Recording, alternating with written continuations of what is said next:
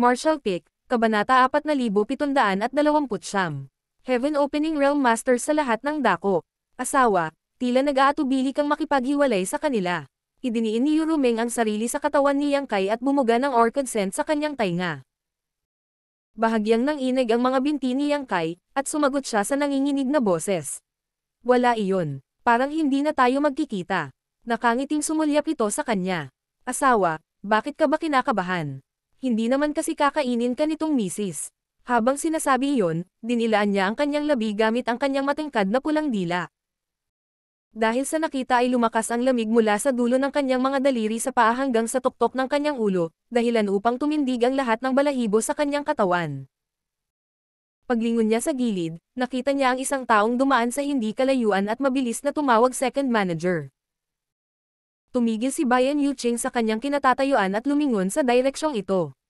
Sect Master, seryosong tanong niya. Second manager, pumunta ka ba dito dahil may pag-uusapan kayo?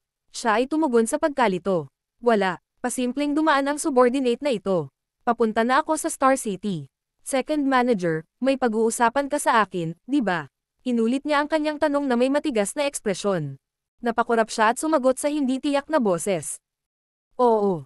May pag-uusapan ako sa iyo. Bahagyang tumanggo si Yang Kai. Nakikita ko, ito ay dapat na isang bagay na kagyat. Maglakad tayo at mag-usap. Ang kanyang anyo ay dumating sa kanyang gilid sa isang iglap, at binigyan siya ng isang tingin. Pagkatapos ay sinundan siya nito na nalilito. Sa likod nila, si Yurumeng ay nagbigay ng malamig na panunuya. Mga lalaki. Second manager, nagsumikap ka sa lahat ng mga taon na ito. Habang inaakay si Bayan Yuching pasulong, biglang nagsalita si Yang Kai. Ngumiti si Bayan Yuching. Hindi ganoon kahirap. Kung hindi dahil sa kabaitan mo noon, Sect Master, matagal na akong namatay. Hindi sana ako nakatayo dito ngayon. At saka, ang mga bagay sa Voidland ay kahanga-hanga ngayon. Mas maganda sana kung ang lalaki noon ay nakaligtas hanggang ngayon. Kahit ngayon, hindi niya makakalimutan ang lalaking nagngangalang Kuo, na nagbuwis ng buhay para sa kanya. Kung nabubuhay pa siya ngayon, sigurado siya na magkakaroon siya ng magagandang tagumpay na maipapakita para sa kanyang mga pagsisikap. Kapag natapos mo na ang pakikitungo sa mga usapin tungkol sa Great Evolution Paradise, dapat kang maglaan ng ilang oras upang makasulong sa Heaven Opening Realm. Ang pamamahala sa Voidland sa lahat ng oras na ito ay nagdulot ng malaking pagkaantala sa iyong paglilinang. Sabi ni Yang Kai na may bahagyang pagkakasala. Ang Voidland at ang Star Boundary ay dalawang malalaking teritoryo. Ang isa ay pinamahalaan ni Head Manager Hua Qingxi habang ang isa ay pinamahalaan ni Second Manager Bayan Yuching. Pareho silang mga babae na kinailangang kunin ang malubay na naiwan ni Yang Kai na noon pa man ay isang tindero ng kamay, ang isang mahusay na puwersa ay magkakaroon ng maraming mga gawain, parehong malaki at maliit, upang alagaan pagkatapos ng lahat. Bilang resulta, ang kanilang paglilinang ay naging partikular na mataas. Salamat sa World Tree ng Star Boundary, nagawang i-condense ni Hua Qingxi ang kanyang Dowsil, ngunit kailangan pa niyang sumulong sa Heaven Opening Realm bago umalis si Yang Kai noon. Walang sinabi kung ano ang kalagayan niya ngayon. Totoo rin ito para kay Bayan Yuching. Nang marinig ang sinabi ni Yang Kai, naramdaman ni Bayan Yuching ang init na bamaha sa kanyang puso at masunurin siyang tumanggo. Mabuti, pupunta ako sa retreat kapag naayos ko na ang usapin tungkol sa Great Evolution Paradise. Hindi kita bibigwin. Ngunit, Sect Master, sino ang mamamahala sa Voidland kung pupunta ako sa retreat? Nagtanong si Yang Kai, mayroon ka bang magandang kandidato na irerekomenda? Kung saan siya ay sumagot. Sa Voidland, bukod kay Senior Bishi na ang cultivation ay ang pinakamataas, mayroon lamang ang iyong mga asawa at Void Star City na Gobernador Momei. Hindi kailanman sasang-ayon si Senior Bishi na pangasiwaan ang mga gawaing ito at ang iyong mga asawa ay wala ring ganoong karanasan, kaya maaaring hindi angkop na sila ang padalos-dalos na pumalit. Bakit hindi mo ipaubaya ang mga bagay kay Gobernador Momei? Napakahusay niyang pinamahalaan ang Star City sa mga nakaraang taon. Tumanggo si Yang Kai at sinabing, may ideya din ako. Ito ang perpektong timing. Pumunta tayo sa Star City para ipaalam kay Momei ang bagay na ito. Magkasama silang dalawa sa Star City. Natural na natuwa si Momei nang makitang bumalik na si Yang Kai. Ang totoo ay nakatanggap na siya ng balita tungkol sa pagdating niya. Magkapitbahay ang Star City at Voidland, kaya natural lang na mabilis na naglakbay ang balita sa pagitan ng dalawang lugar na ito.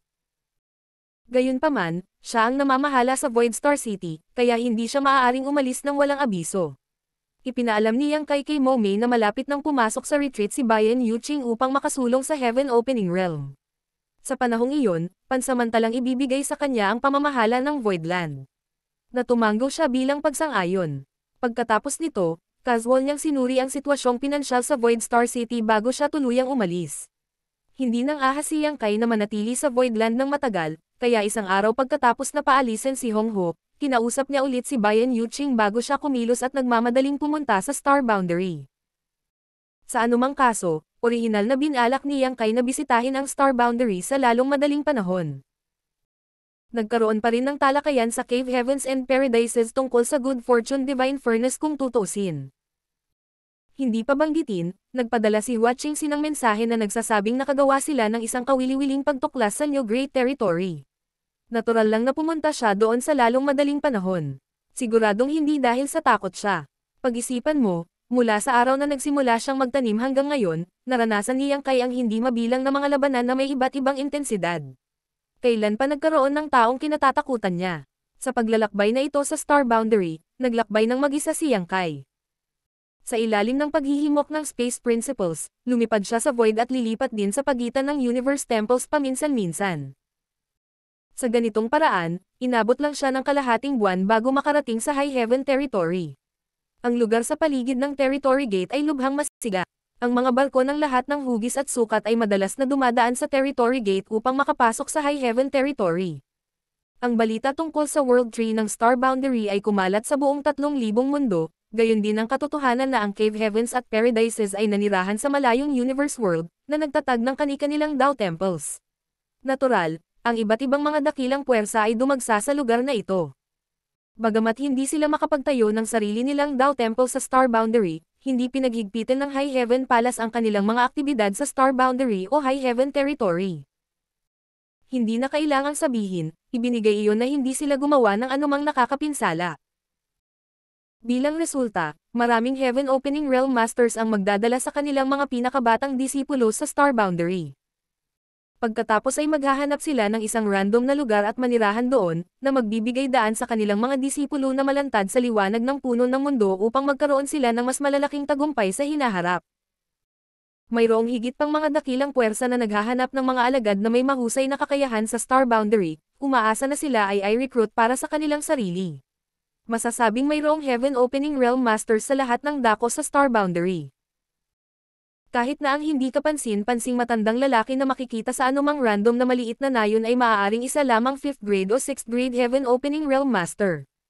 Kung ang matandang ito ay tumitingin sa paligid na may kumikinang na mga mata, tiyak na naghahanap sila ng angkop na mga disipolo.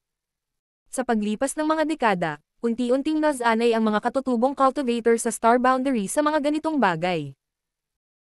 Nagkaroon ng ilang pagtutol noong unang sinubukan ng mga dakilang puwersa na kumalap ng mga tao mula sa Star Boundary sa simula. Pagkatapos ng lahat, ang mga tao sa Star Boundary ay alam lamang ang High Heaven Palace at walang sino man ang may kaalaman tungkol sa Cave Heavens at Paradises. Ang Cave Heavens and Paradises kalaunan ay nagtatag ng kani-kanilang Dao Temples sa Star Boundary at, habang lumalaganap ang kanilang katanyagan, dahan-dahang niluwagan ng mga katutubo sa Star Boundary ang kanilang pagbabantay. Sa panahon ngayon, hindi mahirap para sa Cave Heavens and Paradises na kumuha ng mga disipulo. Ang kanilang reputasyon ay lumaganap ng husto kaya ang mga tao sa Star Boundary ay pamilyar sa kanilang lahat. Ang mga Cave Heaven at Paradise na ito ay kilala bilang ang pinakamalakas na dakilang puwersa sa buong malawak na outer universe. Ang pagkakataong makasali sa kanila ay isa ring uri ng pagkakataon, gayunpaman, ang Cave Heavens at Paradise na ito ay nakipagkasundo kay Yang Kai ng maaga. Ang bawat sect ay maaari lamang tumanggap ng hanggang 5 disipulo kada 100 taon. Kung ang mga dakilang puwersa sa ibaba ng Cave Heavens at Paradises ay gustong mag-recruit ng mga disipulo, kailangan nilang magpakita ng malakas na pamana. Gayunpaman, ang mga batang talento ay maaaring masyadong mapili sa kanilang mga pagpipilian. Ang Heaven Opening Realm Masters na responsable sa pag-recruit ng mga disipulo ay humarap sa matinding paghihirap bilang resulta. Noong nakaraan, ang mga Heaven Opening Realm Masters na ito ay palaging pumipili ng kanilang mga disipulo, ngunit pagkatapos na makarating sa Star Boundary, ang senaryo ay nabaligtad sa halip. Ang mga maliliit na batang ito na halos hindi na tumubo ang alinman sa kanilang mga balahibo sa katawan ay hindi lamang hindi natatakot sa mga makapangyarihang Heaven Opening Realm Masters na ito, ngunit maaari rin nilang tingnan ang mga sekta kung saan sila nagmula dahil sa pagiging hindi sapat. Magkagayunman, ang Heaven Opening Realm Masters ay walang pagpipilian kundi ang matiyagang ipaliwanag na ang kanilang mga sekta ay hindi mahina. Hindi sila kasing lakas ng Cave Heavens and Paradises. Si Fan Liangpang ng Heavenly Martial Tower ay nagkaroon ng malalim na karanasan hinggil sa mga ganitong bagay. Ang Heavenly Martial Tower ay maaaring ituring na isang second-class great force na nangingibabaw sa Heavenly Martial Territory. Dahil dito, ang sektang ito ay hindi mahina kahit kaunti. Bukod dito, si Fan Liangpang mismo ay nasa 5th grade Heaven Opening Realm. Agad siyang ipinadala ng Heavenly Martial Tower sa High Heaven Territory upang imbestigahan ang sitwasyon sa Star Boundary noong unang kumalat ang balita tungkol sa World Tree. Pagkatapos niyang isumite ang kanyang ulat tungkol sa sitwasyon sa Star Boundary, agad na binigyan ng kahalagahan ng Heavenly Martial Tower ang bagay na ito. Sa makatuwid, binigyan nila siya ng isa pang gawain, kinailangan niyang mag-recruit ng 5 disipulo na may natatanging kakayahan mula sa Star Boundary sa loob ng 100 taon. Para sa kadahilan ng iyon, gumugol siya ng labis na pagsisikap at hinanap ang Star Boundary sa loob ng mga dekada bago siya nakakita ng 4 na disipulo. Mula sa kanyang pananaw, ang 4 na disipulong ito ay may pambihirang kakayahan at nagkaroon ng pagkakataong direktang umabant sa 6th grade Heaven Opening Realm sa hinaharap. Nang bumalik ang balita, halos tumalon-talon ang buong Heavenly Martial Tower sa tuwa upang magdiwang. Noong nakaraan, ang mga core na disipulo lamang ng Cave Heavens at Paradises ang karapat-dapat na direktang sumulong sa 6th grade Heaven Opening Realm. Imposible para sa mga dakilang puwersa ng second class na alagaan ang mga ganoong talento. Sa kabilang banda, walang kakulangan ng mga taong may ganoong kakayahan sa Star Boundary. Binigyan ng sapat na oras para matapos ang 4 na disipulo sa pag-unlad, tiyak na matataas ang lakas ng Heavenly Martial Tower. Ang kanilang katayuan ay tataas din tulad ng pagtaas ng tubig na nagangat sa lahat ng mga bangka. Sa kasamaang palad, imposible para sa 4 na disipulong ito na maibalik sa Heavenly Martial Tower para sa paglilinang. Ang feedback mula sa World Tree ay ang susi sa paglaki ng mga disipulong ito.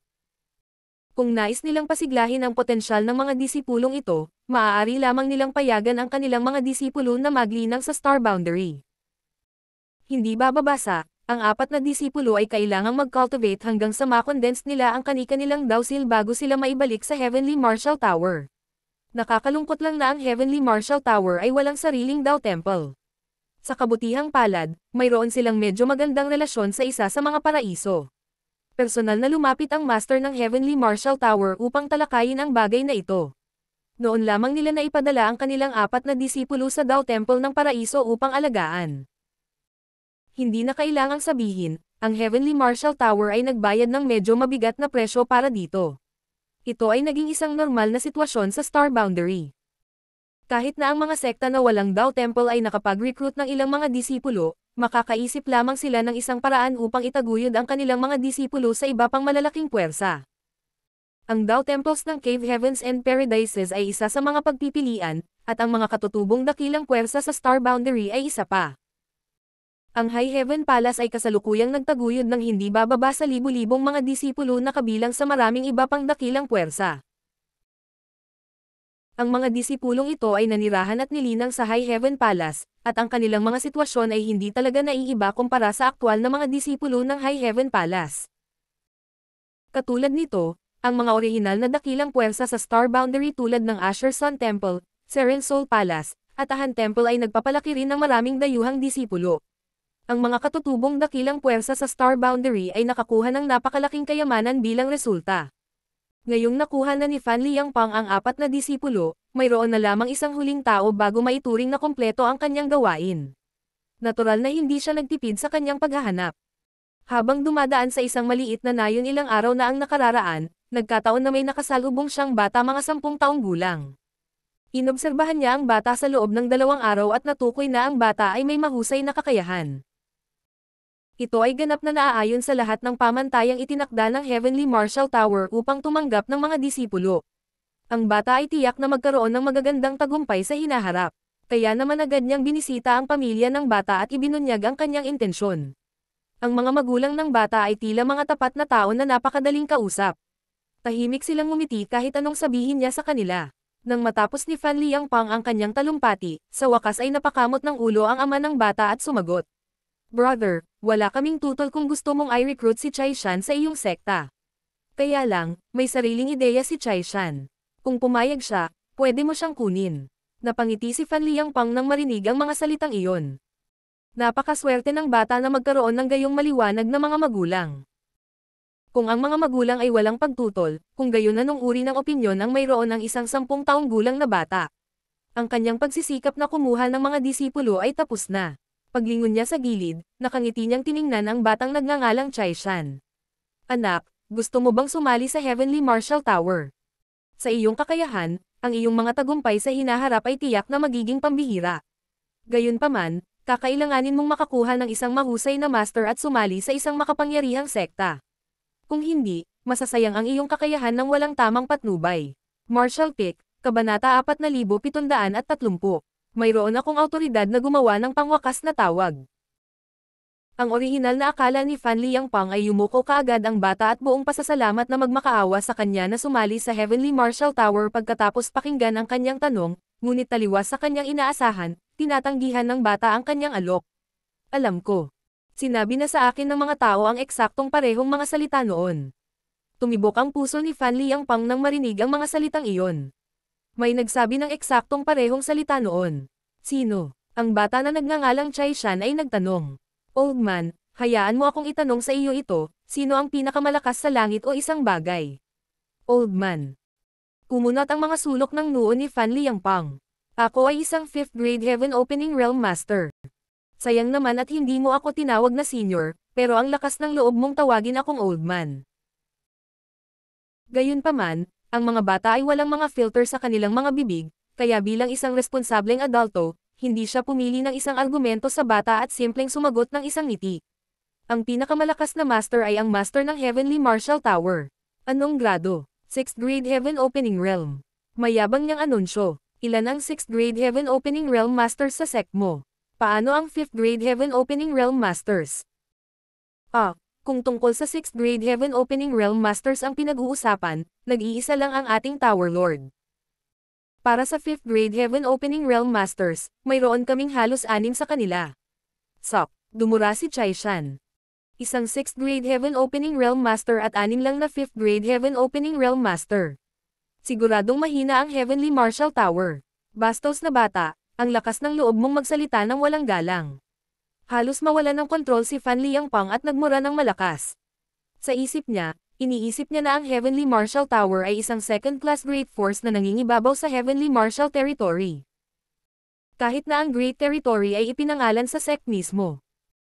Bagamat hindi siya naglakas loob na i-claim na napakalakas ng Heavenly Martial Tower, walang duda na ang Heavenly Martial Tower ay talagang itinuturing na mid-level sa lahat ng second-class na dakilang puwersa sa 3,000 worlds. Sinong dakilang puwersa sa kalapit na Great Territories ang hindi maglalakas loob na magpakita ng paggalang sa Heavenly Martial Tower? Sa makatuwid, halos hindi siya makapaniwala na ang Heavenly Martial Tower ay walang awang hinamak na mahina ng isang 10 taong gulang na bata. Sa ngayon, halos hindi niya napigilan ang sarili. Nang mga tuwiran na sana siya sa bata, tumalon si Chai Shan sa upuan. Malinaw na hindi na mapakali ang bata na mga tuwiran sa kanya. Inilagay ni Chai Shan ang kanyang mga kamay sa kanyang baywang at tiningnan si Fan Liangpang sa mata. Old man, mangyaring bumalik. Ako ay isang tao na sasali sa High Heaven Palace balang araw. Hindi ako interesado sa Heavenly Martial Tower. Pagkatapos, lumingon siya sa kanyang mga magulang. Ama, ina, sa susunod ay huwag na lang papasukin ang sinumang random na tao. Napakasayang ng oras. Aalis ako para maglaro ngayon. Pagkatapos niyang sabihin iyon ay tumalikod siya at lumabas ng pinto. Mabilis siyang sinigawan ng kanyang ina. Huwag kang tumakbo ng mabilis. Mag-ingat na huwag mahulog. Nakuha ko. Mula sa malayo ang boses niya. Samantala, si Fan Liangpang ay nanatiling nakaupo sa kanyang upuan na may nakakatuwang katahimikan. Ako ay isang 5th grade Heaven Opening Realm Master. Paano ako naging random na tao sa mata ng isang bata? Nakangiting tumingin ang ama ni Chai Shan kay Fan Liangpang. Old Master, mukhang hindi payag si Chai Shan. Bumalik sa katinoan si Fan Liangpang at bahagyang umubo upang takpan ang kanyang kahihiyan. Ang intensyon ng anak mo na sumali sa High Heaven Palace ay nagpapakita na siya ay may matayog na hangarin. Mukhang hindi siya nakatadhana sa Heavenly Marshal Tower. Ahem. Dahil hindi kami nakatadhana, hindi ka naguguluhin ng Old Master na ito. Matapos lisanin ang maliit na nayon, muli siyang tumingin sa likod. Si Chai Shan ay nakikipaglaro sa isang grupo ng mga bata sa isang walang pakialam na paraan. Kaya naman, hindi niya maiwasang maging emosyonal. Nagbago na ba ang panahon? O, iba lang ba ang sitwasyon sa Star Boundary?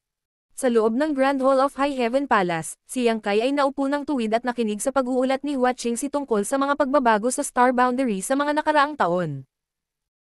Nang marinig niya ang tungkol sa kung paano itinataguyod ng High Heaven Palace ang mga disipulo na kinuha ng maraming dakilang puwersa mula sa Star Boundary, hindi niya napigil ang mapatawa. Hindi ako makapaniwala na sila ang may ideyang iyon. Sinabi ni Hua Qingxi. Walang makakatulong dito. Bukod sa Cave Heavens and Paradises, ang Great Evolution Paradise ay ang tanging ibang sect na may Dao Temple sa Star Boundary. Ang ibang mga dakilang puwersa ay walang sariling Dao Temple, kaya wala silang mapaglagyan ng mga disipulong kanilang ni-recruit. Kaya't maaari na lang nilang piliin ang pag-aalaga sa halip. Kaugnay nito, ang High Heaven Palace at ang iba pang katutubong dakilang puwersa sa Star Boundary ay nagbukas ng ating mga pintuan para sa kanilang kaganhawahan. Ang paggawa nito ay hindi nagpapataas ng ating mga problema kung tutuusin. Tinitiyak din namin na ang mga cultivator sa ilalim ng ating bahay ampunan ay pantay-pantay ang pagtrato. Tumanggo si Yang Kai bilang pagsang-ayon. Lahat sila ay mga cultivator mula sa Star Boundary kung tutuusin. Tama lang na gawin natin ito. Gayunpaman, bumantong hininga si Hua Qingxi. Sa totoo lang, marami sa mga disipulong iyon ay may pambihirang kakayahan. Kailangan kong aminin na ang mga taong ipinadala ng mga dakilang puwersa upang kumalap ng mga disipulo ay may matinding mata. Ngumiti siya. Head manager, nalulungkot ka ba sa pagkawala ng talento? Medyo. Tumanggo siya. Hindi na kailangan yan. Kinawian niya ang kanyang mga pag-aalala. Salamat sa feedback mula sa World Tree, tataas lang ang bilang ng mga talento pagdating ng panahon. Kahit natanggapin natin silang lahat sa High Heaven Palace, hindi natin sila maaalagaan. Sa kabaligtaran, magdudulot lamang ito ng inggit sa atin ng iba. Ito ang pinakamahusay na solusyon sa problema. Bagamat maraming dakilang puwersa sa 3,000 mundo ang nag-recruit ng mga disipulo mula sa Star Boundary, wala silang pagpipilian kundi iwanan ang mga disipulong ito sa pangangalaga ng mga dakilang puwersa sa Star Boundary. Sa madaling salita, gumagasto sila ng mga mapagkukunan upang matulungan ang Star Boundary na linangin ang ating mga talento. Nagliwanag ang kanyang mga mata sa mga salitang iyon. Tulad ng inaasahan sa iyo, Sect Master, nakita mo na ang lahat. Natawa siya. Ang mga disipulong ito ay nanggaling sa Star Boundary sa unang lugar. Nandito ang kanilang mga tahanan, kaya gaano man kataas ang kanilang pagtatanim sa hinaharap, hinding-hindi nila malilimutan ang Star Boundary. Totoo yan. Tumanggo siya. Biglang tumingin si Yang Kai kay Hua Qingxi na may bahagyang panghihinayang. Head Manager, nakarating ka ba sa 5th Grade Heaven Opening Realm? Sa pagbabalik na ito, natuklasan ni Yang Kai na si Hua Qingxi ay isa ng 5th Grade Heaven Opening Realm Master. Itinaas ni Hua Qingxi ang isang kamay upang itulak ang isang hibla ng buhok sa likod ng kanyang tainga at ngumiti. Sa aking kakayahan, lubos na akong nasisiyahan na makalusot sa 5th Grade Heaven Opening Realm. Hindi mo ba sinubukang gamitin ang Divine Dao Water na inilaan ko para sa iyo? Tanong ni Yang Kai. Tapos sinut niya, hindi ko nakita na kailangan pang subukan. Hindi rin naman kasi ako ni-reserve. Natuklasan namin ang isang malaking halaga ng Divine Dao Water sa bagong Great Territory sa mga nakaraang taon. Kaya lang alam ko na kahit na ginamit ko ang Divine Dao Water para patibayin ang Dao Seal ko, mahaba pa ang lalakbayin ko bago ako makasulong sa 6th Grade Heaven Opening Realm. May malaking panganib na kasangkot kung pinilit ko ang aking paraan. Bahagyang tumanggo siya. Kung may ganoong panganib, mas mabuting maging ligtas. Yun din ang naisip ko. Bukod pa rito, hindi rin masama ang panimulang punto sa 5th Grade Heaven Opening Realm. Magkakaroon pa rin ako ng pagkakataon na sumulong sa 7th Grade Heaven Opening Realm balang araw. Ngumiti siya. Sinabi sa akin ng second manager na may nakita kang espesyal sa New Great Territory. Totoo ba ito? Tanong ni Yang Kai. Tumanggo si Hua Qingxi. Sasabihin ko lang sa iyo ang tungkol dito, Sect Master.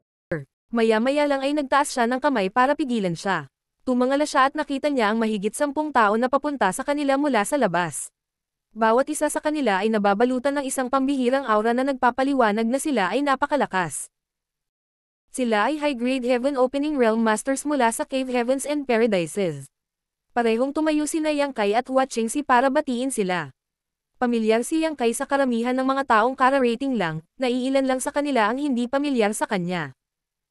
Ang isa sa kanila ay isang kaakit-akit at magandang babae na tumitig sa kanya ng labis na interes na may isang pares ng matikas na mga mata. Kasama rin sa kanila si Yu Changdao, at automatiko niyang ipinakilala si Yang Kai sa high-grade Heaven Opening Realm Masters na hindi kilala ng huli. Ang iba sa mga hindi pamilyar na mukha ay walang espesyal, ngunit mayroong isang tao na karapat-dapat ng pansin. Galing pala sa Yinyang Cave Heaven ang magandang babae at ang pangalan niya ay Yu Xiangdai. Yumuko si Yang Kai bilang pagbati. Pagbati, Martial Auntie Yu. Matamis na ngumiti si Yu Xiangdai. Matagal na kitang gustong makilala, Young Master. Sayang wala ka. Ngayong nakilala kita ngayon, nakikita ko na talagang kakaiba ang ugali mo. Mapagpakumbaba na sumagot si Yang Kai. Sobra mo akong pinupuri, Martial Auntie. Pagkatapos ng isang paghinto, sinundan niya ng isa pang tanong. Nasaan si Shu Linggang?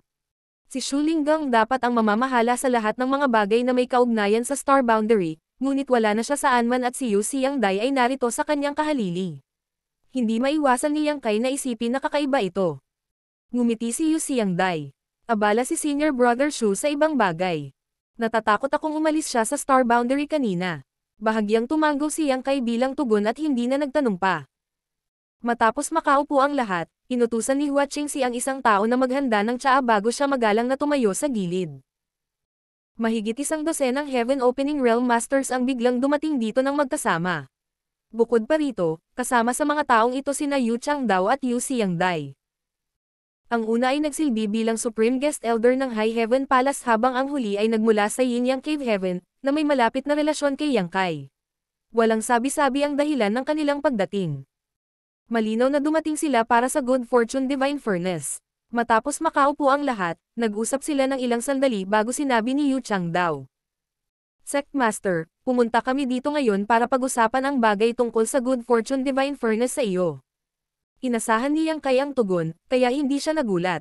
Tumanggo siya at nagtanong, napagpasyahan ba ng Cave Heavens and Paradises na sumangayon sa kahilingan na ginawa ko dati? Bago makapagsalita si Yu Changdao, isa pang high-grade Heaven Opening Master ang sumingit sa halip. Sect Master Yang, ang mga pagkakataong sumailalim sa pagsasanay sa Small Source Worlds ay lubhang mahalaga. Hindi mo ba iniisip na sinusubukan mong kunin ang bahagi ng leon sa pamamagitan ng paghingi ng pagkakataon na sumailalim sa pagsasanay kapalit ng karapatang gamitin ang Good Fortune Divine Furnace sa loob ng 1 buwan? Umiling si Yang Kai. Sa tingin ko ay hindi. Personal kong nasaksihan ang kamanghamanghang epekto ng Good Fortune Divine Furnace. Maaaring mukhang maikli ang 1 buwan, ngunit kung nakagawa ka ng sapat na paghahanda, maaari kang makakuha ng maraming magagandang bagay sa loob ng panahong iyon. Ito ay higit pa sa sapat upang matugunan ang mga pangangailangan ng iyong mga alagad sa pagsulong sa loob ng ilang panahon. Ang isa pang tao ay nagsalita. Maaaring iyon ang kaso, ngunit ang bawat sect ay kailangang kumuha ng ilang mga panganib kapag gumagamit ng Good Fortune Divine Furnace. Bukod pa rito, ang bilang ng mga materyales na natupok ng Good Fortune Divine Furnace ay maaaring maging lubhang nakakaalarma. Hindi namin kayang tiisin ang lahat ng mga panganib sa aming sarili habang ikaw lamang ang nagtatamasa ng lahat ng mga benepisyo. Hindi ba, Sect Master Yang? Nakangiting tumingin si Yang Kai sa lalaki. Sa pagkakaalam ko, ang bawat sect ay may higit sa isang small source world. Isang pagkakataon lang ang hinihingi ko sa bawat isa sa inyo. Bakit ayaw mong magsakripisyo? Totoo na ang Good Fortune Divine Furnace ay kumonsumo ng maraming materyales, ngunit ito ay nasa loob ng iyong kakayahan na tiisin ang mga naturang pagkalugi. Hindi mo sana sinubukang i-target ang Good Fortune Divine Furnace kung hindi. Higit pa rito, kung ang bawat sect ay makakakuha ng 1 buwan at higit sa 100 sects ang magpapalitan bawat buwan, pagkatapos ay aabutin ng higit sa 10 taon para makuha ng lahat ang kanilang oras. Hindi naman sa ayaw kong bigyan ng mas maraming oras ang bawat Cave Heavens at Paradises, ang mga tao sa likod ng linya ay kailangang maghintay ng napakahabang panahon kung ang bawat sect ay magkakaroon ng pinahabang panahon ng paggamit. Umiling ang lalaking iyon. Masyadong mataas ang presyo. Kalmadong sumagot si Yang Kai. Dahil napagpasyahan ninyong lahat na magsama-sama ngayon, halatang napag-usapan ninyo ng maaga ang solusyon. Bakit hindi na lang tayo diretso sa punto? Nagkatinginan ang lahat at bahagyang tumanggo sabay-sabay. Sinabi ni Yu Changdao. Sect Master, ang kinalabasan ng ating talakayan ay nakalimutan natin ang kwalifikasyon upang makapasok sa Small Source World para sa pagsasanay. Sa halip, magbibigay kami ng tiyak na bilang ng mga materyales kapalit ng karapatang gamitin ang Good Fortune Divine Furnace. Siyempre, ang bawat sekta ay maaaring gumawa ng isang tiyak na antas ng konsesyon sa mga tuntunin ng mga materyales. Hindi namin hahayaang magdusa ang High Heaven Palace ng anumang pagkalugi. Ano sa palagay mo, Sect Master? Kahit na siya ang Supreme High Grade Guest Elder ng High Heaven Palace, narito ngayon si Yu Changdao para kumatawan sa Cave Heavens and Paradises. Sa makatuwid, maaari lamang siyang makipag-ayos kay Yang Kai mula sa pananaw ng Free and Unfettered Paradise. Napatawa si Yang Kai at umiling. Ang High Heaven Palace ay walang mga materyales. Kung ang kabayaran lamang sa mga tuntunin ng mga materyales ay sapat na upang ipagpalit ang karapatang gamitin ang Good Fortune Divine Furnace, hindi sana ipaubaya ni Grandmaster Mafan ang bagay na ito kay Yang Kai. Mas magiging kapakipakinabang para sa kanya na siya mismo ang gumawa ng negosasyon. Ang High Grade Heaven Opening Master na nagsalita kanina ay sumimangot. Sect Master Yang, ang Good Fortune Divine Furnace ay kabilang sa Great Evolution Paradise. Kung hindi ka makapagdesisyon, hindi ba sa tingin mo kailangan mong magkaroon ng maingat na talakayan kay Grandmaster Mafan sa Great Evolution Paradise? Lumingon si Yang Kai para tingnan ang taong iyon. Mayroon akong buong autoridad na gawin ang huling tawag pagdating sa Good Fortune Divine Furnace. Ipinaubaya sa akin ni Grandmaster Mafan ang bagay na ito, at hindi ko siya bibigwin. Tumayo siya at nagpatuloy. Mukhang hindi kayo nagkasundo, okay lang. Hindi pa huli ang lahat para bumalik at pag-usapan ang mga bagay sa akin kapag napagkasundoan ninyo ang inyong mga sarili. Ngunit, huwag kang mag-abala pang banggitin ang anumang bagay tungkol sa pagbibigay ng mga materyales kapalit ng paggamit muli ng Good Fortune Divine Furnace, hindi maliban kung nagbibigay ka ng mga materyales sa yin at yang element sa 6th grade o mas mataas. Martial Pick, Kabanata 4731. May magulang din si Master. Ang dahilan kung bakit gustong hiramin ng Cave Heavens at Paradises ang Good Fortune Divine Furnace ay upang lumikha ng mas maraming material na yin at yang element sa 6th grade o mas mataas, kaya paano nila magagamit ang mga materyales na iyon upang ipagpalit ang karapatang gamitin ang Good Fortune Divine Furnace. Ang pahayag ni Yang Kai ay walang alinlangan na nagpatahimik sa iba. Kababalik ko lang sa Star Boundary, kaya marami akong mga usapin na dapat harapin. Pagpasensyahan mo na ako. Sabi ni Yang Kai at umalis nang may isang iglap, naiwan ang maraming Heaven Opening Realm Masters na naguguluhan na nakatingin sa isa't isa. Tumangala si Dong Suzu sa kalangitan mula sa tuktok ng isang tiyak na Spirit Pick. Agad na nagpadala ng mensahe si Hua Qingxi upang ipaalam sa dalawang elder ang tungkol sa pagbabalik ni Yang Kai sa sandaling dumating siya sa Star Boundary. Masayang-masaya nang malaman na ang kanyang anak ay bumalik, si Dong Suzu ay espesyal na lumabas dito upang hintayin ang kanyang pagdating. Si Yang Yingfeng ay lumabas ng kawayan na gusali sa likuran niya, ang kanyang mga braso ay kumapit sa kanyang likod, at bamantong hininga. Hindi man lang siya bumabalik para bisitahin ang kanyang mga magulang sa sandaling bumalik siya. Talagang sinayang namin ang aming oras sa pagpapalaki sa anak na ito. Bagamat sinabi niya ang mga salitang iyon, ang kanyang mga mata ay paminsan-minsan ay sumulyap sa paligid na may tame-time na ekspresyon. Lumingon si Dong Suzu para titigan siya. Masyado kang nagsasalita. Iba na ang status ng anak natin ngayon. Napakalaki ng High Heaven Palace at hindi pa siya nakabalik sa loob ng napakaraming taon. Sigurado akong marami siyang dapat pag-usapan kay Manager Hua. Pwede kang bumalik kung naiinis ka. Walang pumipilit sa iyo na maghintay dito. Bamantong hininga si Yang Yingfeng at bamulong. Natalo ng isang mapagmahal na ina. Sa kanilang pag-uusap, lumiwanag ang kalapit na espasyo. Kaagad pagkatapos nito, lumitaw ang isang figure.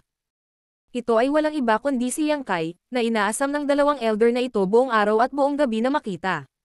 Nagmamadaling pumunta si Dong Suzu para batiin siya. Anak, bumalik ka na. Ina, tumanggo si Yang Kai bilang pagbati bago siya tumingin kay Yang Yingfeng sa malapit. Ama. Nagtampo si Yang Yingfeng bilang tugon, pagkatapos ay tumalikod siya at pumasok sa gusaling kawayan.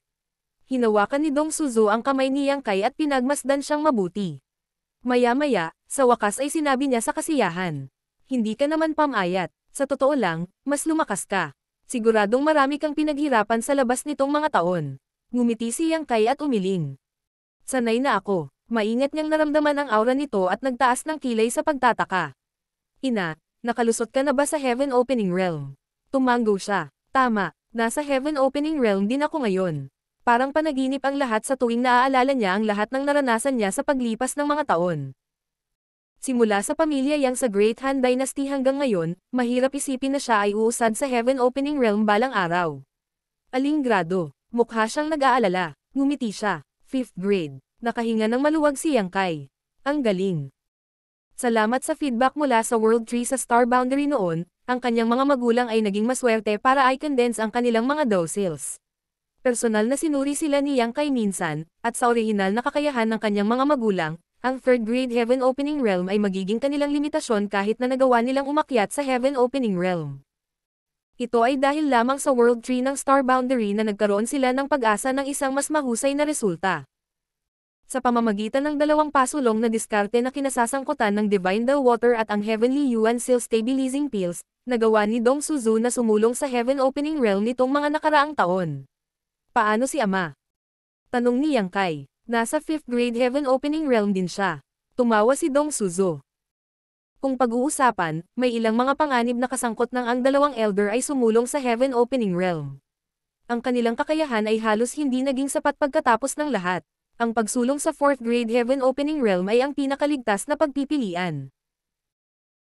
Magkagayunman, alam nilang pareho na ang kanilang limitasyon sa hinaharap ay nasa High Grade Heaven Opening Realm kung makakasulong sila sa 5th grade Heaven Opening Realm. Iyon ang dahilan kung bakit nagpasya silang kunin ang panganib. Ito ay hindi lamang para sa kanilang sariling mga tagumpay sa hinaharap syempre. Sila ay nabubuhay sa ilalim ng proteksyon ni Yang Kai sa lahat ng mga taon na ito, kaya naman, hiniling nila na dumating ang araw na matutulungan nila ang kanilang anak sa halip na manatili na lamang sa bahay sa pagre-retiro. Ang isang 7th grade Heaven Opening Realm Master ay tiyak na may ilang mga kwalifikasyon, tama ba? Iyon ang dahilan kung bakit ang dalawang elder ay nagsumikap sa kanilang paglilinang pagkatapos ng kanilang pagsulong. Sa anumang kaso, walang kakulangan ng mga mapagkukunan sa High Heaven Palace. Hindi pa banggitin, mahigpit na sinuportahan ni Hua Qingxi ang kanilang paglilinang at malayang nagbigay sa kanila ng anumang mapagkukunang kailangan nila. Halika, pumasok na tayo sa loob at mag-usap. Inakay ni Dong Suzu si Yang Kai sa kubo sa pamamagitan ng kamay. Ang pamilya ng tatlo ay gumugol ng isang masaya at maayos na oras na magkasama habang sila ay casual na nag-uusap sa isa't isa. Biglang sinabi ni Dong Suzu, "Nga pala, kumusta sina Xiaoer at Zuei?" Sumagot si Yang Kai, "Maayos silang dalawa. Bago ako pumunta rito, sinundan ni Xiaoer ang isang senior sa Ancestral Land ng Divine Spirit. Ang kapaligiran sa lugar na iyon ay magiging lubhang kapakipakinabang para sa kanyang paglilinang. Hindi siya masundan ni Zuei, kaya nanatili siya sa Voidland upang mag-cultivate sa retreat." Nagreklamo si Dong Suzu. Ang batang babae na iyon. Bakit hindi niya alam na bumalik at bisitahin kami? Hinaplos ni Yang Yingfang ang kanyang maayos na sukle na balbas at mabilis na sinabi. Tungkol kay Xiaoer at Zuei, may kailangan tayong pag-usapan. Nalilitong tanong ni Yang Kai. Ama, ano ang gusto mong talakayin? Sina Yang Yingfang at Dong Suzu ay nagpalitan ng tingin sa isa't isa. Sa huli, si Dong Suzu ang nagsalita. Masasabing magkasamang lumaki ang dalawang bata. Kung baliwalain ang hierarchy nila sa pamilya, masasabing childhood sweethearts sila. Bukod dito, gumugol sila ng maraming taon sa pamumuhay at paglilinang ng magkasama. Sigurado akong lihim na silang nagkakaroon ng nararamdaman para sa isa't isa. Bilang big brother at foster father nila, palagi kang tumatakbo sa labas, kaya wala akong ideya kung may napansin ka, ngunit ito ay kasing linaw ng araw sa aming dalawa. Pero, may generational gap sa pagitan nila sa mga tuntunin ng seniority at hierarchy. Si Xiaoer ang iyong foster son. Pagdating sa dangal, kailangan niyang tawagan si Zuei ng little auntie, ng tama. Ipinaliwanag ni Yang Yingfang. Kair, palagi kang mapilit. Paano sa tingin mo dapat pangasiwaan ang bagay na ito? Saglit na nag-isip si Yang Kai sa katahimikan. Ang totoo ay pinag-isipan niya ang mga bagay ni Yang Xiao at Yang Zhu noong nakaraan. Kapag ang isang lalaki at isang babae ay nanirahan at nagel-inang ng magkasama sa loob ng daan-daang taon, simula noong sila ay maliliit pa lamang, natural lamang na magkaroon ng damdamin sa pagitan nila. Kaya lang ay hindi nagpahayag ng kahit ano sa kanya ang dalawang musmos kaya hindi niya gustong magsalita ng padalos-dalos. Gayunpaman, oras na para magpasya siya ngayong napag-usapan na ng kanyang mga magulang ang bagay na ito. Pagkaraan ng ilang sandali, sumagot siya. Sa mga tuntunin ng seniority at hierarchy, hindi may kakailan na si Xiaoer ay isang henerasyon na mas bata kay Zuei, Ngunit kung titingnan natin ito mula sa pananaw nila bilang mga disipulo sa ilalim ng parehong master, may relasyon silang senior brother at junior sister. Ang nais kong sabihin ay dapat nating hayaan ang kalikasan na kunin ang landas nito. Maaari nating ipaubaya sa kanila ang bagay na ito. Kung may mangyayari talaga dito, may kanya-kanya silang seniority sa isa't isa. Hindi naman malaking bagay yon. Walang pakialam ang mga cultivator sa mga maliliit na detalyeng ito. Tsaka wala naman talagang blood relationship sa pagitan nila.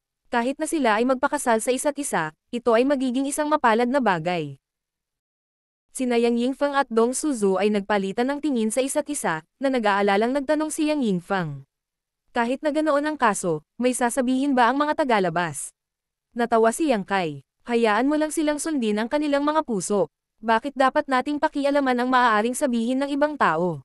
Kung hindi man lang nila makayanan ng ilang hindi hinihinging pangungusap, hindi na kailangan na magkasama sila. Tumanggo si Dong Suzu. Totoo iyan. Para sa mga cultivator, hindi masyadong mahalaga ang edad at seniority. Maging sa ating mga biyenan, marami sa kanila ang mas matanda sa iyo. Kung talagang kailangan nating sundin ang mga parangal, kung gayon kailangan natin siyang tawaging senior. Hindi na kailangang sabihin, ang tinutukoy niya ay si Yurumeng. Bilang isa sa Demon Race Demon Saints, si Yurumeng ay hindi mabilang na beses na mas matanda kay Yang Kai. Maging sina Zuyu, Shan Qingluo, at Jiao ay mas matanda din kay Yang Kai. Hindi na kailangang banggitin pa si Zhu Qing sa bagay na ito. Si Xia Ningchang at Soyan lamang ang kasing edad ni Yang Kai. Tumanggo din si Yang Yingfang. Kung gayon, wala tayong dapat ipag-alala. Kailangan lang nating linawin ang intensyon ng dalawang bata. Tama iyan. Habang nagsasalita, muling tumawa si Yang Kai. Nga pala, ina, ama, bumalik ako para humingi ng pabor sa iyo. Ngumiti si Dong Suzu. Ikaw ang aming anak. Magsalita ka lang kung may kailangan ka sa amin. Bakit kailangan mo kaming bigyan ng pabor? Kasabay ng pagwagayway ng kanyang kamay ay biglang lumitaw ang dalawang figure. Ang isa ay isang nakamamanghang kagandahan, at ang isa ay isang medyo hanggal na mukhang tao.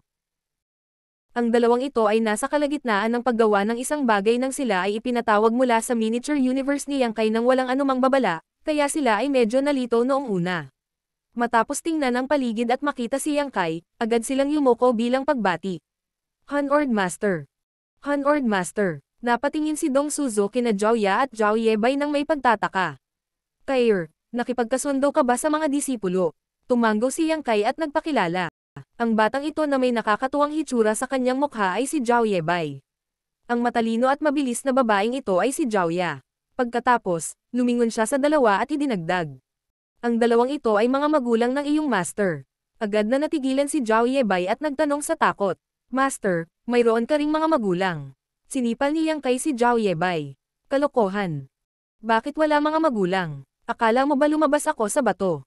Mabilis na ikinaway ni Zhao Yebay ang kanyang kamay at tumugon sa kahihiyan. Hindi, Master. Hindi iyon ang ibig kong sabihin. Sinabunutan ni Zhao Ya si Zhao Yebay at lumuhad sa lupa ng may kalabog. Yumuko siya ng may paggalang. Binati ni Zhao Ya ang mga Grandmasters. Noon lamang bumalik sa katinoan si Zhao Yebay at nagmamadaling yumuko bilang pagbati. Binati ni Zhao Yebay ang mga Grandmasters. Matingkad na ngumiti si Dong Suzu, winuwagayway ang kanyang kamay upang tulungan ang dalawa na makatayo habang siya ay sumisigaw. Napakabait na mga bata, tumayo ka, tumayo ka. Isang banayad na puwersa ang bumalot kina Zhao Ya at Zhao Yebay, at sila ay tumayo nang hindi sinasadya. Nako, ang batang babae na ito ay talagang napakaganda. Sinuri ni Dong Suzu si Zhao Ya at hindi nag-atubiling purihin ang babae. Ngumiti si Zhao Ya ng matamis at nahihiyang sinabi. Salamat, Grandmaster. Sumimangot si Dong Suzu. Siguro kung sinong mabahong brat ang magiging napakaswerteng magkakaroon ka sa hinaharap. Bahagyang namula si Zhao Ya at sumulyap kay Zhao Yebay. Sa kabilang banda, si Zhao Yebay ay nakatayo habang ang kanyang mga kamay ay mahigpit na nakakuyom sa mga kamao, ang kanyang ulo ay tuwid, at ang kanyang dibdib ay bahagyang nakataas. Halatang kinakabahan siya. May kislap pa nga ng pinong pawis na tumatakip sa kanyang noo. Manhid na ulo, sumimangot si Zhao Ya sa sarili. Nang makita ang eksenang ito, agad na naunawaan ni Dong Suzu ang sitwasyon. Pagkatapos ay sinenyasan niya si Zhao Ya. Nang lumapit si Zhao Ya, kinuha niya ang maliit na kamay ng dalaga, hinubad ang isa sa mga bracelet sa kanyang sariling braso bago ito inilagay sa kamay ni Zhao Ya. Dahil ito ang unang beses nating pagkikita, maaari mong ituring itong regalo mula sa iyong Grandmaster. Tumingin si Joya. Bagamat hindi niya matukoy ang grado ng Pulse Ares, alam niya na ito ay isang pambihirang bagay. Kaya mabilis siyang umiling at sinabing, Grandmaster, ito ay masyadong mahalaga. Hindi ko matatanggap ito. Kunin mo. Ito ang unang pagkakataon na ang iyong master ay kumuha ng disipulo. Bilang iyong Grandmaster, paano ako mabibigo na magpakita ng katapatan? Walang magawa, lumingon si Joya kay Yang Kai. Tumanggo si Yang Kai. Hindi matatanggihan ang mga regalo mula sa iyong mga elder. Nang marinig ang sinabi ng kanyang master, sa wakas ay ibinuka niya ang kanyang mga labi at sinabing. Si Xiaoya ay nagpapasalamat sa regalo, Grandmaster. Mabuting babae. Ngumiti si Dong Suzu at tinapik ang ulo ni Joya. Nang makita ito, makakahukay lang si Yang Yingfeng ng parang chainmail na artifact armor mula sa kanyang space ring at ibigay ito kay Zhao Yebai. Hindi ito isang partikular na mamahaling bagay, ngunit nababagay ito sa iyong kasalukuyang cultivation. Isaalang-alang ito bilang isang regalo sa pagpupulong mula sa iyong Grandmaster. Dahil natuto sa nakaraang karanasan ni Joya, hindi tumanggi si Zhao Yebai, sa halip, ikinulong niya ang kanyang kamao at sumigaw sa malalim na boses. Si Zhao Yebai ay nagpapasalamat kay Grandmaster sa regalo. 2 hakbang siya pasulong at inabot ang artifact armor gamit ang 2 kamay. Para siyang may dalang pinakamataas na kayamanan habang magalang siyang umatras. Bagamat unang pagkikita pa lamang, sapat na ang pagganap ng 2 bata para makakuha ng ideya ang 2 matanda sa kanilang mga personalidad. Si Joya ay walang alinlangan na mas kaibig-ibig dahil sa kanyang masayahing personalidad. Sa kabilang banda, si Zhao Yebai ay medyo mabagal sa paghahambing. Simple at tapat din ang ugali niya. Higit pa rito, ito ang mga disipulo na kinuha ni Yang Kai. Ano man ang kanilang kakayahan, tiyak na walang mali sa kanilang mga karakter. Martial Pick, Kabanata 4732. Ang pagkakatugma sa pagitan ng Star Boundary at ng Great Emperor nito. Sina Joya at Zhao Yebai ay naninirahan sa miniature universe ni Yang Kai mula nang sila ay isinilang. Bagamat hindi masama ang kapaligiran sa miniature universe ni Yang Kai, imposibleng ihambing ito sa kasalukuyang kapaligiran ng paglilinang sa Star Boundary. Kabilang sa hindi mabilang na universe world sa 3,000 mundo, ang Star Boundary ay ang tanging lugar na karapat-dapat sa palayaw na Heaven Opening Realm Cradle, sa buong kasaysayan. Bakit sabik na sabik ang Cave Heavens at Paradises na ipadala ang kanilang mga alagad ng trilyon-trilyong kilometro ang layo para lang makapunta rito? Ang dahilan kung bakit ginawa ni Yang Kai na supulan ni Joya ang kanyang paglilinang dati ay dahil sa takot na ang kanyang paglilinang ay mabilis na umunlad. Kung ang kanyang paglilinang ay naging masyadong mataas, mawawala sa kanya ang karamihan sa kanyang pagiging malambot at mabibigo na matamasa ang buong benepisyo na dala ng feedback ng World Tree bilang resulta. Xiaoya. Tumingin si Yang Kai kay Joya. Noong nakaraan, hiniling ko sa iyo na sugpuin ang iyong paglilinang dahil mayroon akong mga alalahanin. Ngayong nakarating na tayo sa Star Boundary, hindi na kailangang sadyang sugpuin ang iyong kultibasyon. Nagliwanag ang magagandang mata ni Joya.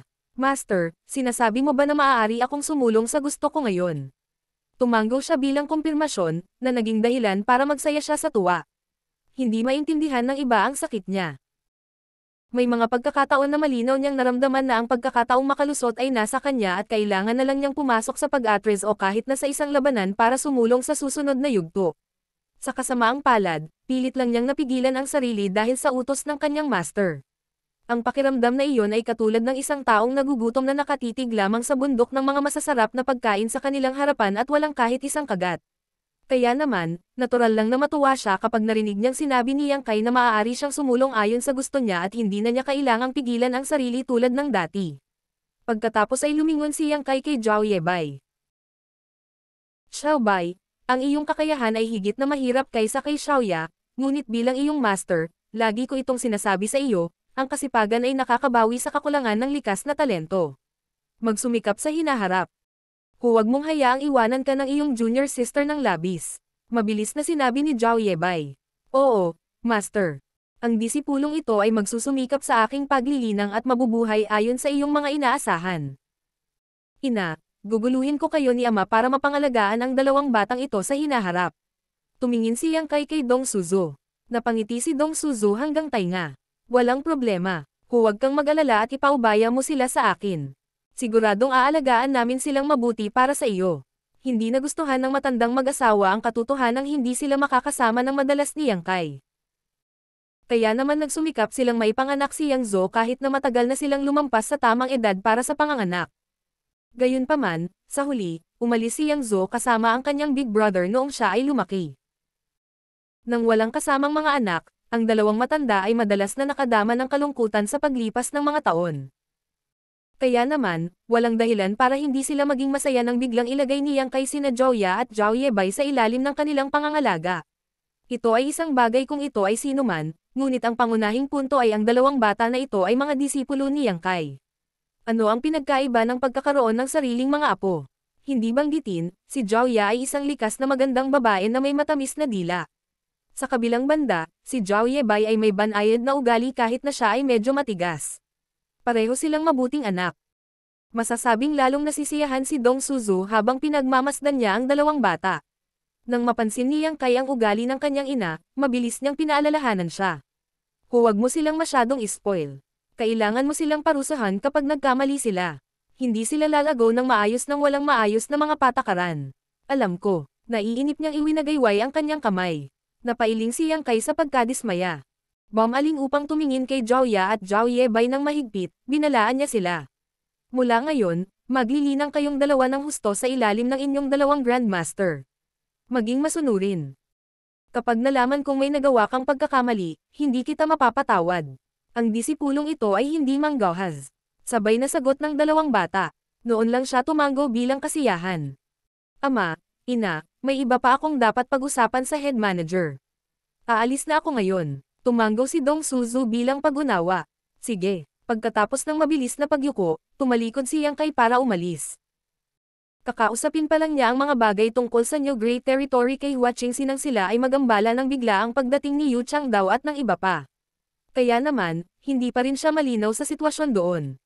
Nang muling makilala ni Yang Kai si Hua Qingxi, ang una niyang ginawa ay nagtanong. Ano ba ang sitwasyon sa New Great Territory? Sumagot siya, ang New Great Territory ay napakayaman sa mga mapagkukunan. Isa itong matabang lupain na hindi pa napaunlad. Nakakita kami ng maraming magagandang bagay sa paglipas ng mga taon. Ilang taon na ang nakalilipas, natuklasan pa namin ang isang napaka-interesante na Universe World. Isang Universe World. Nagtaas ng kilay si Yang Kai. Gaano ito kawili-wili? Nagbigay siya ng kaunting pahiwatig. Kailangan mong alamin ang mga detalye para sa iyong sarili kapag nakita mo ito. Maniwala ka sa akin, magugulat ka, Sectmaster. Habang sinasabi iyon, naglabas siya ng communication bead para magpadala ng mensahe. Hindi nagtagal ay may dumating na tao. Bahagyang natigilan ang taong iyon nang makita si Yang Kai at mabilis na yumuko bilang pagbati. Master, tumanggo si Yang Kai. Matagal na tayong hindi nagkita, hihi. Ang taong dumating ay ang pangalawang taong kasama ni Yang Kai sa loyalty list, hihi. Ang unang taong nag-iwan ng kanilang pangalan sa loyalty list ay si Chen Tianfei, na nagbigay kay Yang Kai ng loyalty list sa unang lugar. Noong unang nangyari ang mga pagbabago sa Star Boundary salamat sa World Tree, si Hehe ang nagdala kay Lanzon sa 3,000 Worlds at naglakbay sa Void Land upang iulat ang balita kay Yang Kai. Si Hehe ay nasa 5th grade Heaven Opening Realm noong una siyang kinuha ni Yang Kai, at walang pagbabago sa kanyang cultivation sa kasalukuyan. Nasa 5th grade pa rin siya. Gayunpaman, halatang naging mas malalim ang kanyang aura. Ito ay malinaw na ang kanyang lakas ay bumuti ng malaki. Nangangailangan lang ng oras ang Heaven Opening Realm para makaipon at mag-precipitate ng karanasan, kaya hindi ganoon kadali ang pagsulong sa 6th grade Heaven Opening Realm. Itinuro ni Hua Qingxi. Hihi, dalhin ang Sectmaster sa Small Stone World. Mabilis niyang sinabi. Oo, bahagyang tumanggo si Yang Kai kay Hua Qingxi bago itinulak ang kanyang space principles na pumulupot kay Hehe. Ang dalawa sa kanila ay agad na nawala sa lugar, at sa oras na sila ay muling lumitaw, sila ay nakarating na sa Territory Gate ng New Great Territory. Mayroong dalawang 6th grade Heaven Opening Realm Masters na nagbabantay sa Territory Gate. Ang Iron Blood Great Emperor at Martial Beast Great Emperor. Naka-cross-legged ang dalawang ito sa kawalan habang nakapikit ang mga mata sa pagmumuni-muni. Nang ma-detect ang paggalaw sa malapit, bumukas ang mga mata ni Martial Beast Great Emperor Mu Huang at agad na lumiwanag. Bumalik ka na. Pareho kayong nagsumikap. Kinuyam ni Yang Kai ang kanyang kamao. Napangiti si Mo Huang. Hindi naman mahirap, medyo boring lang. At least kaya ko pa ring mag-cultivate, na nakakatulong para magpalipas ng oras. Nagtanong si Yang Kai. May sumubok na bang tumingin sa New Great Territory sa mga nakaraang taon? Tumawa si Mo Huang. Siyempre, paanong wala? Tumingin doon sa lalaking iyon na palihim na tumitingin sa paligid. Halos naglalaway na siya para tingnan ang sitwasyon sa loob.